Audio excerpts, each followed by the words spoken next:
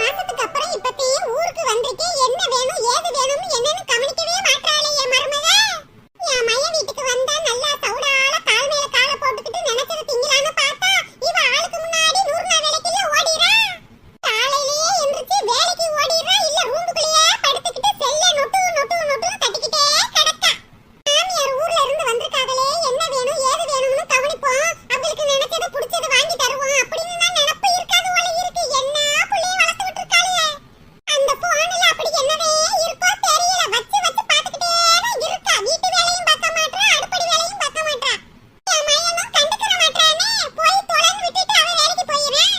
என் மூத்த மைய வீட்டுலவே ஒழுங்கா சோறு போடாம நான் துரும்பா இழைச்சு போய் கிடந்தேன். என் ரெண்டாவது மைய வீட்டுக்கு வந்து நல்லா சாப்பிட்டுட்டு உடம்ப தேத்திட்டு போகலான்னு பார்த்தா இவ என்னன்னா ரூமுக்குள்ளேயே கிடக்கா. இன்னைக்கு விடக்கூடாது. நானும் போனா போகுதுன்னு விட்டா இவ தலைக்கு மேல ஏறி டான்ஸ் ஆடிக்கிட்டு இருக்கா.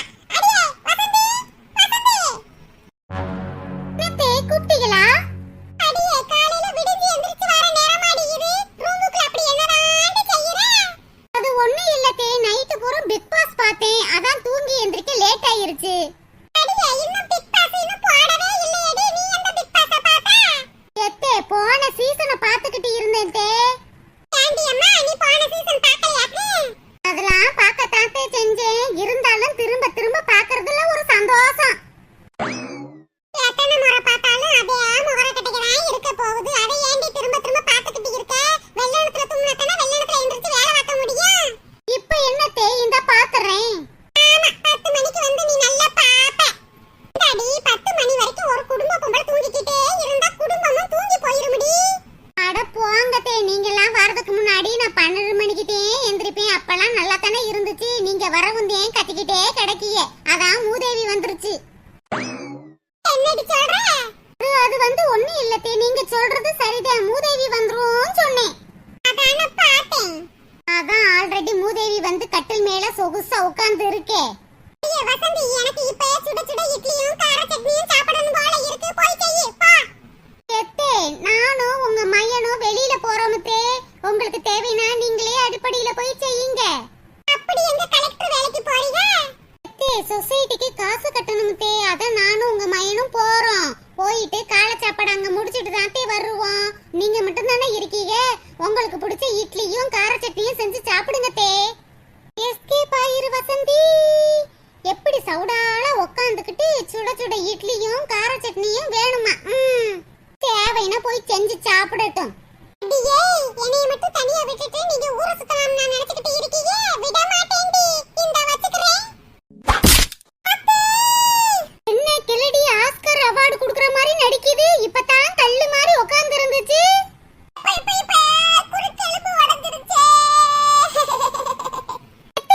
எத்தே உங்களுக்கு என்னாச்சு தே? எப்பே எப்பே நீ தானடி சொன்ன அடுப்படிக்குள்ள போய் இட்லி சுட்டு சாப்பிடுங்கன்னு. அதான் எந்திரிச்சு கால் பெரட்டி விட்டுருச்சுடி. எப்பே கால் வலிக்குது, குறுக்கு வலிக்குது. என் தலை எழுத்து நானே இட்லி சுட்டு சாப்பிடணுமா? அதே இப்படி வலிக்கு விழுந்து கிடக்கே. நீ போத்தா உனக்கு முக்கியமான வேலை இருக்குன்னு சொன்னீல, நீ போ. இந்த கிளடி என்னமா ஆக்சனை காட்டிக்கிட்டு இருக்கு. ஏய் அப்பா. எத்தே நீங்க ஒண்ணும் அடுப்படியில போய் சமைக்க வேணாத்தே. இங்க நட்டே உட்கார்ந்து ரெஸ்ட் எடுங்க. நான் போய் சுட சுட இட்லியும் கார சட்னியும் வச்சு கொண்டு வரேன்.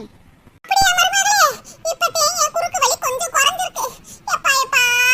அம்மாடி வசந்தி, நான் கட்டின சேலையெல்லாம் ஒரு கூடை நிறைய குமிச்சு வச்சிருக்கேன். அந்த சேலையை நல்லா ஊற வச்சு அழுக்கு போக துவைச்சு குடுமா. எத்தே நான் எங்க துணிலாம் துவைச்சு தரேன்னு சொன்னேன். உங்களுக்கு சாப்பாடு செஞ்சு தரேன்னு சொன்னேன். ஐயோ யமயமயமா குறுக்கு வலிக்குதே. நல்லா இருந்தா நான் துவைக்க மாட்டேனா? என்னால முடியலையே.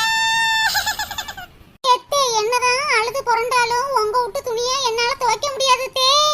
எங்க விட்டு துணியே ஒரு செம குமிஞ்சு ஓய் கிடக்கு. நான் இப்பதே கொஞ்ச நேரத்துக்கு முன்னாடி நினைச்சுக்கிட்டு இருந்தேன் எல்லா துணியும் ஊற வச்சு அத்தையை துவைக்க வைக்கலாமேன்னு. அதுக்குள்ளேயும் இப்படி விழுந்து குறுக்கு உடச்சுக்கிட்டு கிடக்கிய.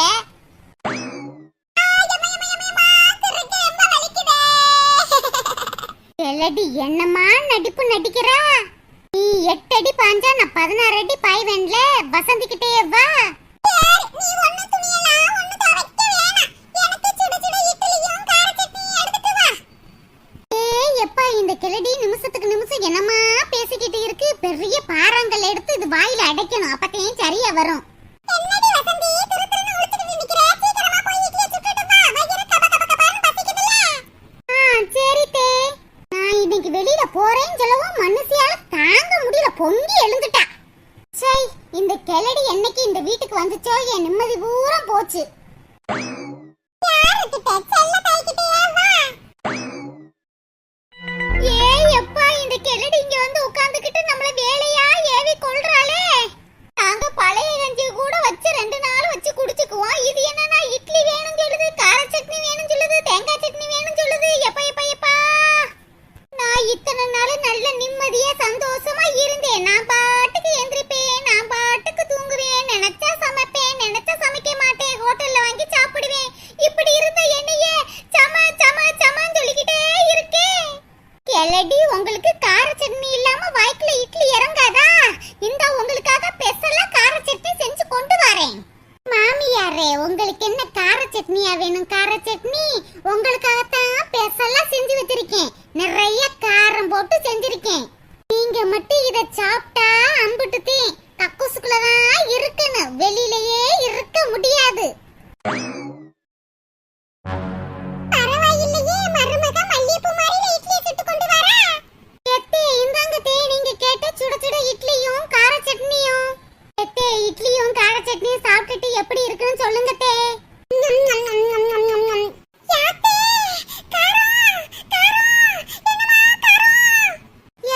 நீங்க தானே கார சட்னி வேணும் கார சட்னி வேணும்னு கத்திக்கிட்டே கிடந்தீங்க. அதான் நிறைய காரம் போட்டு அரைச்சு கொண்டு வந்திருக்கேன். நல்லா இருக்கா சட்னி? எத்தே, இந்த சட்னிய சாப்பிட்டுட்டு இனிமே கார சட்னியே கேட்க மாட்டீங்க. எத்தே, ஏன் கத்துறீங்க? ரொம்ப ஒண்ணும் மிளகாயெல்லாம் போடலத்தே, 20 மிளகா தான் போட்டேன்.